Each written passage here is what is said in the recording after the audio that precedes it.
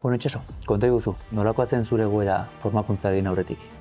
Nire egoera, hiru ume txikikin eta lanare familiarra eta gaina basarri baten, gauza asko nauzken kudeatzeko eta, ez da saia gauza bakiten, askotan blokeo egoeran sentitzen nintzen, gauza asko zetelako batea eta nik beti pentsatzen bezala buruen oken postit askoz beteta eta beti postit horiek rebisatzen, ez? Azkenin 50 postit zauden eta bat itezu eta beste bi sortzez ezkitzu, orduan ja 50 postit ezkitzu eta ez zen bukatzen, ez? Orduan pixkate egoera hortatik, jakinda fisiko elantzeala, pentsatzen hon igual buru ere landu zitekela edo esperantza horrekin eta gogo horrekin formatzegean bezala sektoreko gauzak egiteko, lanak egiteko, pentsatzen hon igual personalkire formo nintekela. Blokeoa zitze egin duguzu, nola sentitzen zinen zure egunerokotasuna? Zein den gehien sufritzen zenuen emozioa? Naukela lan asko egiteko eta indarrik ez. Ez fisikoki eta ez gogoi gabe bezala.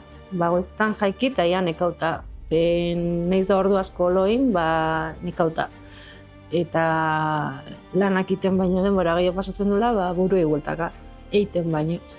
Gero gauza bat iti lortzen honien, poz handi sortzen zitzaiten, baino inezin da, beti ataskauta bezala. Blokeo alde hortatik. Ataskoa, nekea, blokeoa, zergatik zen? Gauzak egiten hasten nintzen, eta bat beste iritzi bat emate baldin bazin, iruditzen zitzaiten ez nintzela ondo egiten, eta orduan iruditzen zitzaiten, hobeto nola ez ziti egitie baino. Orduan beti beste baten onarpena bezala bernun. Eta nire buruekin konfiantza gutxi nauken, edo oso gutxi. Formakuntza egin duzu, Bizi Bibir programarekin, nolakoa da gaur egun Itxasoren egoera? Nola bizitzara, nola sentitzen zara, konta iguzu? Nire bizile ez da beltzetik txurira aldau, baina nik uste formakuntza hau egiteko modu asko daudela, enfokatzen baldin bazea asko eman lehikela.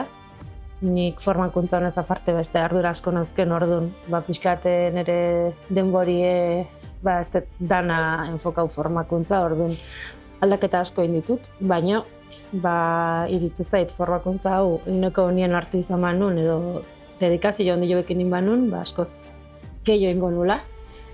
Baina alare, ordozket gordeta erraminta pila bat eta lanketa pila bat geroa iteko. Ez dut uste oain bukaudanik. Nik uste hor daudela, ez direla kajoien utzi behar, por supuesto, segi behar dela aurrea lanak egiten, baina niretzako hori izen da, erraminta pila bat, jende pila bat, bestek ikusten, zuk dituzu azkenien hor taldeen baita ere beste batzuk, bilera batzuk, eta horre jende asko entzutezu, eta sentitzezea zure horre reflejauta, eta horre asko ikasi bet, eta orduan, ni sentitzen naiz, karrera bat estudiatzen honin mediku batek, indiken asko okela ikasteko, hola, asko ikasita, baina asko ikasteko. Zorionez beti esaten dugun bezala, gure gorputzak mugarik ez duen bezala, buruak ere ez, eta beti konfidantza gehiago irabazi dezakegu, zoriontxo izaten ikasi dezakegu, emozioak hobeto kudeatzen ikasi dezakegu, lasaiago bizitzen beti zeukagu mugarik ez. Baina esan dituzu aldaketa txiki asko edo aldaketa egin dituzula. Zeintzuk izan dira sentitu dituzun aldaketak edo Itxasok zertar egin du hobea? Zertan da hobea oraingo Itxaso lehengoa baino? Leheno igual zer gauzakin reakzio bat etortzen zen, sarre bat, edo ezin bat, edo amorru bat, edo hori ez. Hori gaur egun, pixkat, horren hau itetet nire burua, pentsa hau itetet, eta horren izatez, bale, hau zergatik dator, horren arabera reakzionatzet, orduan ja reakzio asko desberdine da, oso diferentie da. Eta gero, alimentazioekin pixko lagundu didazu, eta fisikokire, harinago sentitzen naiz. Eta gehiago egiteko gogoekin baita ere, bai. Zer da gaur egun Itxasok sentitzen duduna? Konfiantza pikin gehiago, leheno baino, eta lasaitasuna. Leheno esaten nizun bezala, erabakitzen edo zer gauza beste batei galdetu behar nion edo niritzi bat ezela eskatzen nuen, eta orain batzutan ez da kosta ite zaiten, esatet, itxaso, hola pintza duzu, hori nahi duzu, eta horrekin aurrea, ez? Eta horrek emate dizu beste indar bat edo aurrea segitzeko gogo bat. Bai, orduan pixkat indartsuo bezala edo bai, eta konstientio, bai. Zer esango zenioke itxaso, ezakit, zure egoera berdinean, lehengo egoera berdinean aurkitzen den pertsona hori, bati, gaur egun adibidez, dabilena hor, ezakit, zuk esan duzun beldur horrekin ez, besteek zer esango, zer pentsatuko, batetik bestera beti iritsi nahian eta ezinean, eta ze aholku, edo igual beldurra duena ez, psikologoak, coachak edo beti izan ditugu gugandik hasita aurre iritziak ez, hori baliote ditek eta beldur horretan dagoen pertsona bati ze aholku emango zenio bezuk? Nik uste beldurre danana dela ez, hola gelditziena beldurre da, edo mejoratzienare beldurre da. Orduan, baldin badu entzat eta importantienago gu baldin bauke, ze gogoi gabe nik uste ezin dela aldatu. Osea, beak konbentziuta egon behar du, konbentziuta baldin badu, eta nahi baldin badu, eta sinisten baldin bau, aldauko ala. Eta nik uste aldatzien nahi duenak badakila barruen nahi dula. Bakarrik behar dena da, begilek itxi eta pentsau, esan nahi dut aldatzi edo ez den nahi. Eta benetan nahi baldin bada, nahi behintzat lagundu ditela. Eta hor taldetxo bat badaukeu, eta taldetxo hortan entzute ditutenakin, nik uste baietz. Besti ere zatu diola, lagundu diola. Osea, hemen proba gabe ez da jakiten ezerre. Eta, zuk erabilitzen nuen mezua edo zuk permititzeko ez? Onartuko dut, eta askotan onartuko du laguntza eta onartuko dut axerrek laguntzea edo laguntza eskatuko. Zer da zuri bultatu zizun hortara? Nik akordatzen nahi zurekin aurreneko, formakuntza egiteko iniziazun horako entrevista bat, eta ni horrak horretzen naiz momentu baten konversazioan esantzia zula subkonstientia aldau zitekela. Eta niretzako hori izan zen, kriston pixuek entzi, porque askotan pentsatzezu, eske nik adibidez, nire lana oso matxista bezala esatean hori, ez?